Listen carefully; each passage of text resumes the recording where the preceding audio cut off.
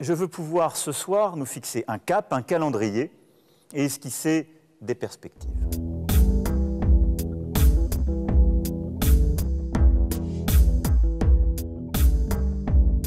Une nouvelle étape s'ouvrira à partir du samedi 28 novembre matin.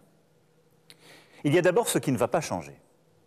Le confinement adapté et donc le système de l'attestation resteront en vigueur car c'est ce qui nous a permis d'obtenir ces bons résultats. Il faudra donc continuer à rester chez soi, à télétravailler quand cela est possible, à renoncer aux réunions privées, aux rassemblements familiaux et à tous les déplacements non nécessaires. Mais dès samedi prochain matin, plusieurs changements seront réalité. D'abord, les déplacements pour motifs de promenade ou activité physique en extérieur seront désormais permis dans un rayon de 20 km et pour 3 heures. Les activités extrascolaires en plein air seront à nouveau autorisées. Pour les cultes, les offices seront à nouveau permis dans la stricte limite de 30 personnes. Tous les commerces pourront rouvrir et les services à domicile reprendre, mais dans le cadre d'un protocole sanitaire strict qui a été négocié avec l'ensemble des professionnels que je veux ici remercier. Les commerces et les services pourront donc rouvrir, selon ces règles, jusqu'à 21 h au plus tard. Les librairies, les disquaires, les bibliothèques et archives pourront aussi rouvrir dans ces conditions.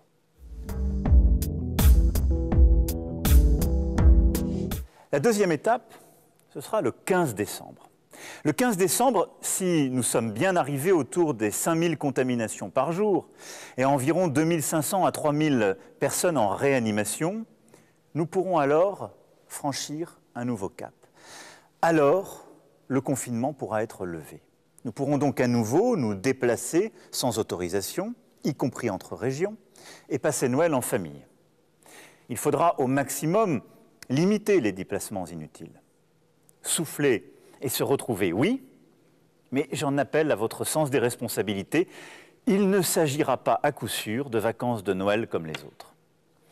Les activités extrascolaires en salle, pour l'accueil des enfants durant les fêtes, seront à nouveau autorisées avec des règles strictes.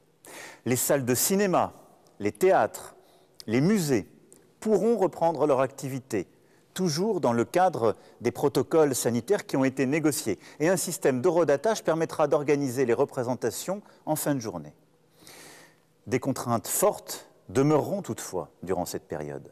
Les grands rassemblements seront interdits, ainsi que tous les événements festifs dans les salles allouées. Tous les lieux qui, comme les parcs d'attractions, les parcs d'exposition, sont susceptibles de rassembler un grand nombre de personnes venant de régions différentes, resteront fermés. De même, les bars, les restaurants, les discothèques ne pourront rouvrir leurs portes, malheureusement, durant cette période. Concernant les stations de sport d'hiver, une concertation a été engagée par le gouvernement avec les élus locaux et les professionnels. Les décisions seront finalisées très prochainement, mais il me semble toutefois impossible d'envisager une ouverture pour les fêtes et bien préférable de privilégier une réouverture courant janvier dans de bonnes conditions. Un couvre-feu de 21 h à 7 h du matin sera mis en place. Nous pourrons circuler librement les soirs des 24 et 31 décembre pour partager ces moments en famille, mais les rassemblements sur voie publique ne seront pas tolérés. L'étape suivante sera pour le 20 janvier. En effet, à cette date, nous aurons le recul suffisant au retour des fêtes de fin d'année. Vous le savez, il nous faut toujours une quinzaine de jours pour voir exactement les conséquences de la modification de nos comportements.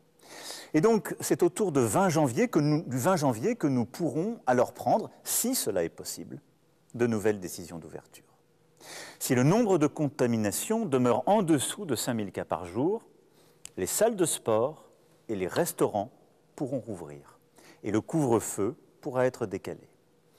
Les lycées, qui bien souvent aujourd'hui fonctionnent par demi-classe, pourront à ce moment-là être pleinement rouverts avec la totalité des élèves présents durant les cours. 15 jours plus tard, ce sont les universités qui pourront reprendre les cours avec là aussi une présence physique de tous les élèves.